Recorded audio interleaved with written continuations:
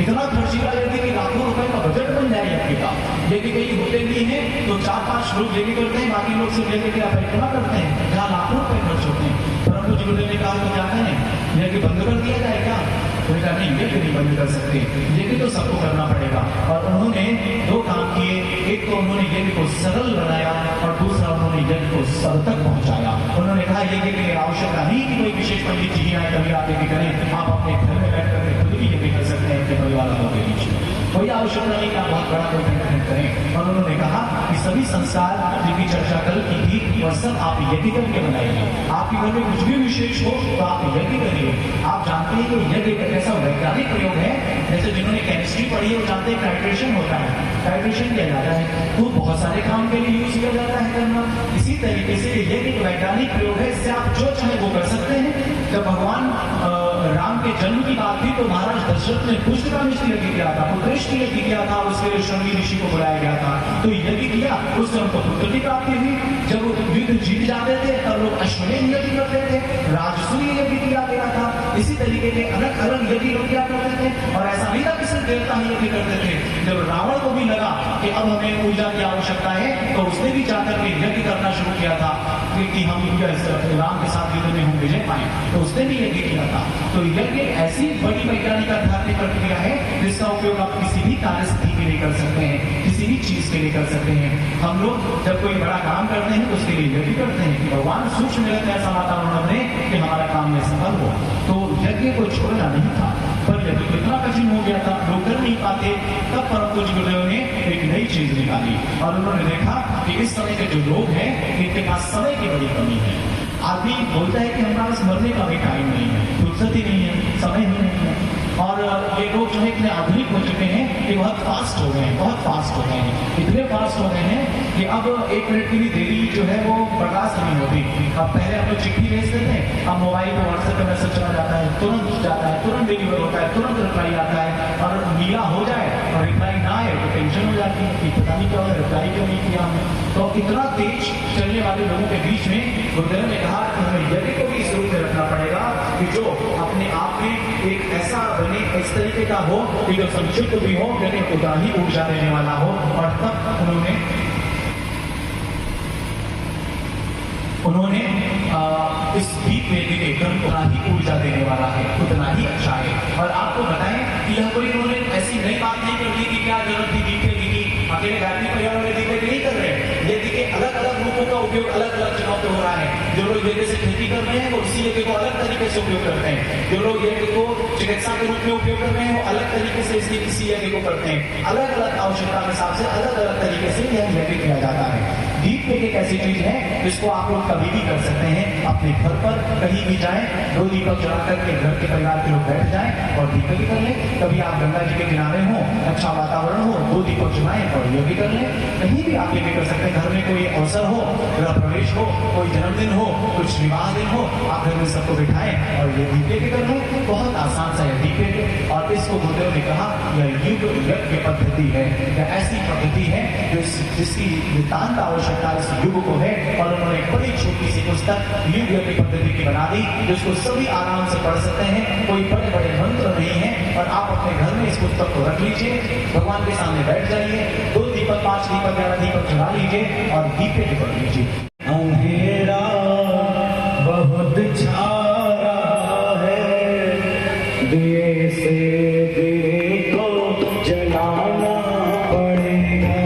बराबर अंधेरा बहुत छा रहा है, दिए से दिए को जलाना पड़ेगा।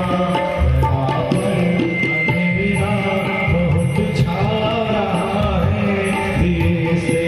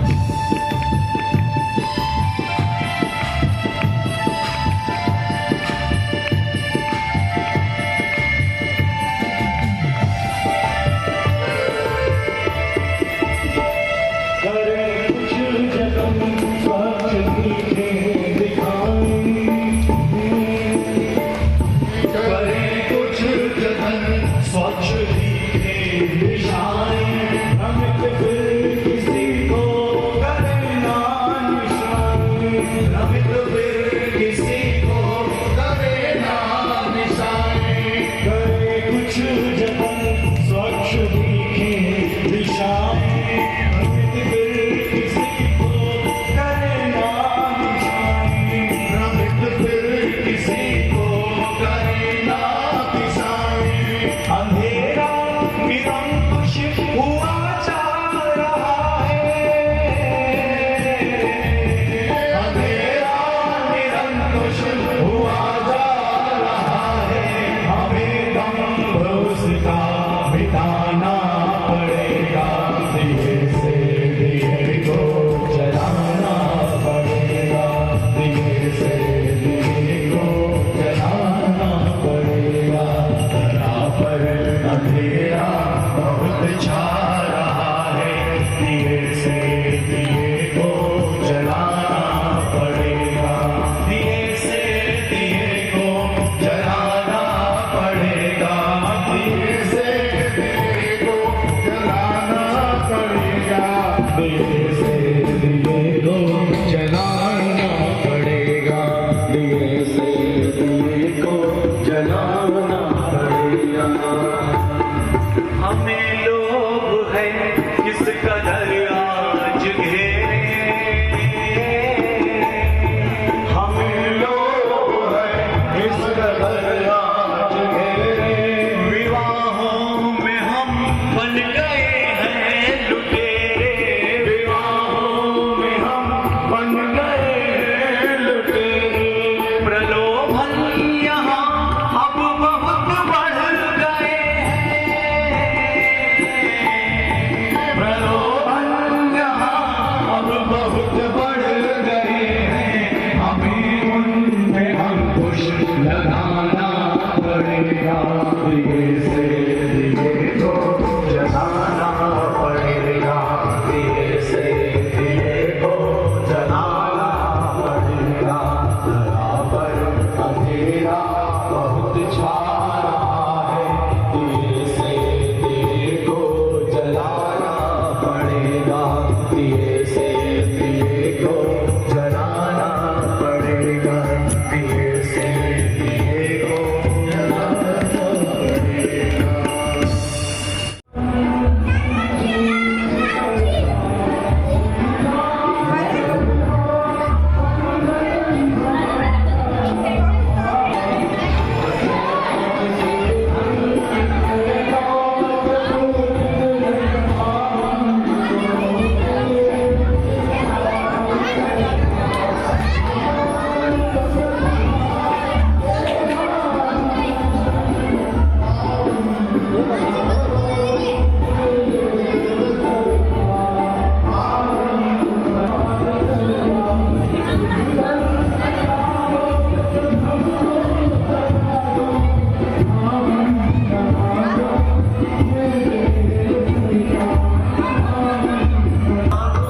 देव सविता पावन बना दो, हे देव सविता पावन बना दो, हे देव सविता पावन बना दो, हे देव सविता पावन बना दो, हे देव सविता पावन बना दो, हे देव सविता।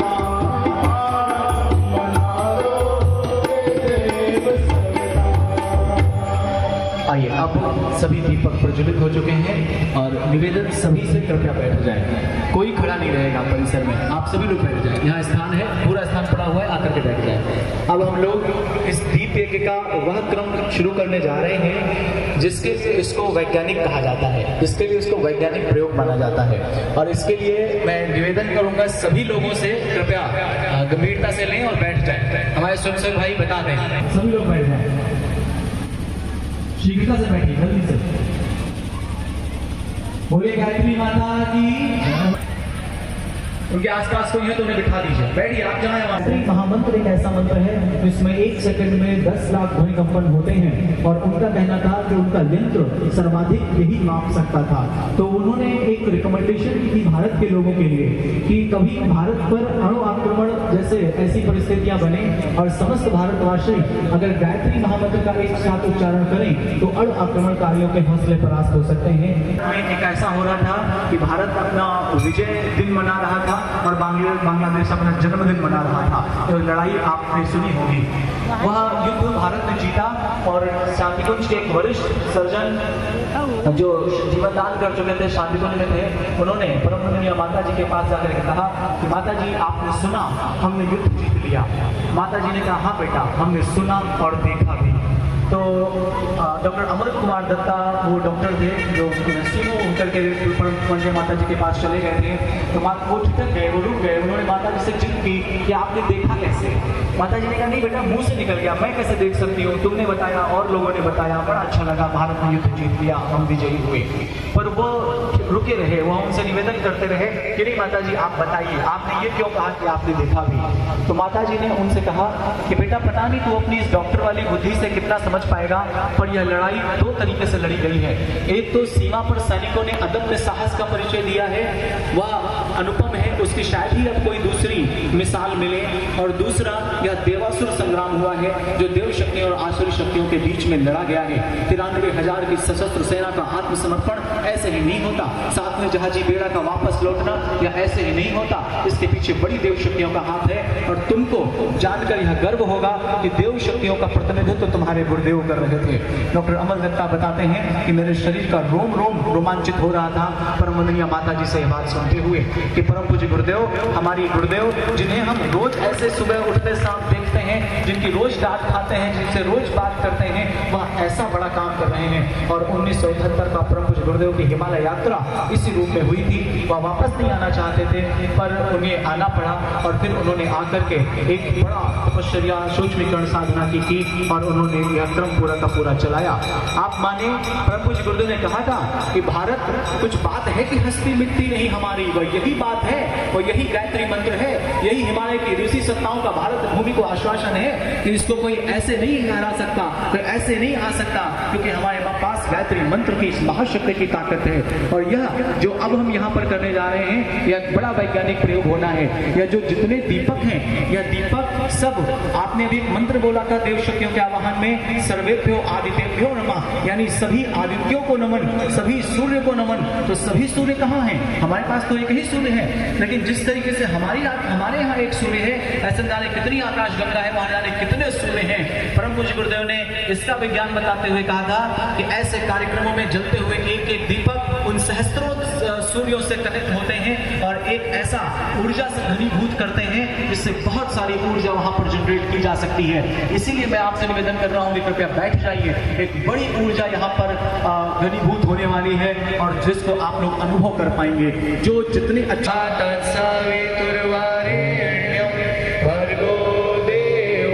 धीमहि धियो यो नः प्रचोदयात् स्वाहा। इदं गायत्रीदं नमः। ॐ भूर्भुवः स्वः तत्सवितुर्वरेण्यं भर्गो देवस्य धीमहि धियो यो नः प्रचोदयात् स्वाहा। इदं गायत्रीदं नमः। ॐ